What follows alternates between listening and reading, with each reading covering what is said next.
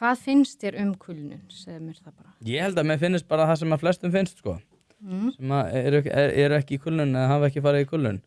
Sem það náttúrulega bara að kulnun eitthvað nýtt fyrirbæri sem að á munað endingu lama vinnumarkaðinn. Við getum ekki rekið vinnumarkað þar sem að 40% fólks úr vinnu í launuðu leyfi.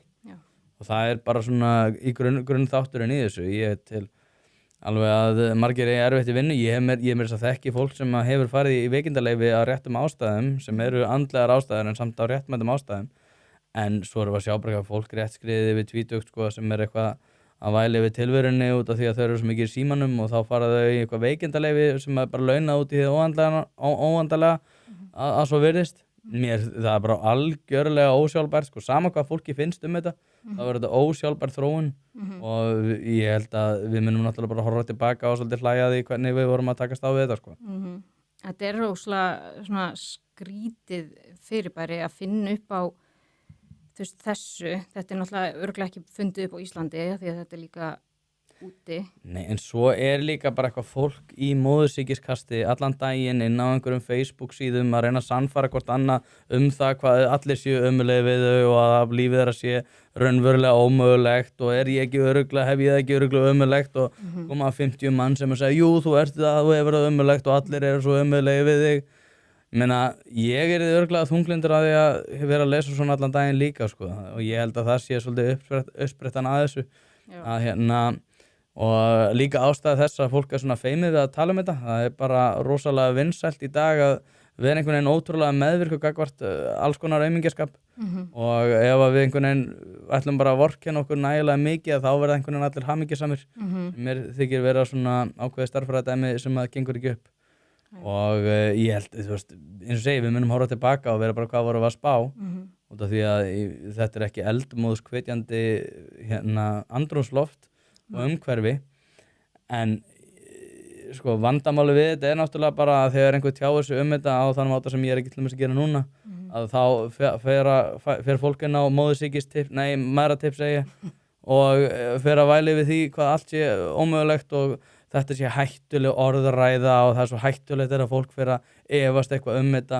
Við höfum bara upplifað þetta svo oft á stuttu tímabili bara yfir COVID, yfir MeToo, yfir Black Lives Matter. Þetta alltaf einhvern veginn að þeir sem eru að setja nokkurs konar athugasemdir það ágæti þessara hugsjóna einhvern veginn vont fólk og ef það virkar ekki kallað að vont fólk þá það hættulegt fólk sko. Þannig að þetta náttúrulega en eins og segi, óháð því hvort að ég mun eitthvað hafa upp úr því eða ég hef ekkert upp úr því, ég bara ekki þannig stöðu að ég kemst upp með að segja þetta en aftur á móti þá sko ég hef ekki áhyggjur af því endilega að vekja athygli á þessum muni bera árangur eða ekki því að sko þegar að allt kemur til alls að þá þetta ósjálfbært að því leytinu til að við munum einhvern tíma að bara vakna og skellurinn kemur að bara 50% þjóðarinnar eru óvinnufær út af einhverjum andlegum misbresti sem að fólk búið að sannfæra sjálft sem það sé í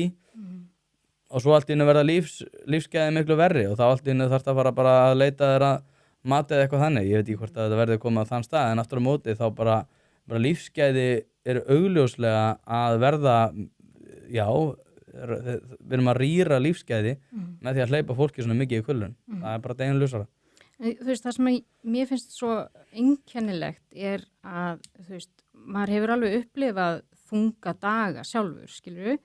Og það er að vera veikindaleyfi sko. Já, nei, en ég hugsa sko ef að ég stundum á maður svona daga sem maður bara svona ég nennis ekki, maður sjálfsagt starfandi og þetta bara ströggl og vesen oft sko. Það versta sem ég myndi gera væri bara að vera heima alla daga og hugsa hvað ég ætti erfitt sko.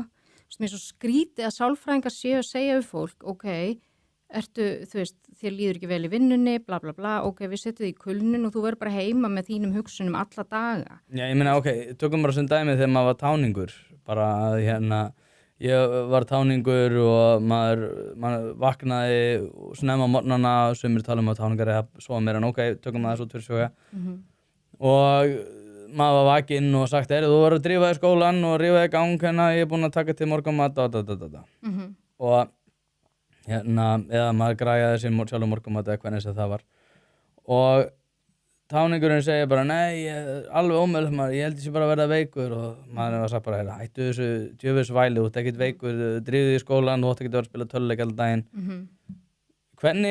Hvers konar viðhorf erum við að ýta að ungu fólki þegar við segjum sem foreldrar nei, ég er bara eitthvað svo, ég bara meika þetta ekki, ég meiki ekki að fara í vinnu í dag, þetta er bara, ég er eitthvað svo búinn á því.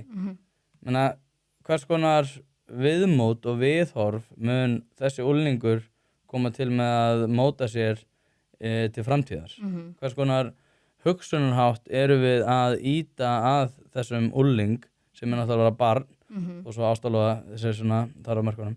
Hvernig ætlum við að vera sannfæra fólk það að það eigi að gera sitt besta í öllum sínum athöfnum og öllum þeim verkefnum sem þau þurfa að taka sér fyrir hendi ef að þú sem foreldri ert bara einhvern veginn svona bara svo leiðilegt í vinnunni, bara ég meik ekki að fara og ert í 6 mánaða veikindaleyfi út af því. Þetta er bara algjörlega ósjálfbært, bæði efnahagslega er þetta ósjálfbært en líka sem ég held jafnvel að sé verra er þetta bara andlegt bara gjaldþrot, samfélagslegt.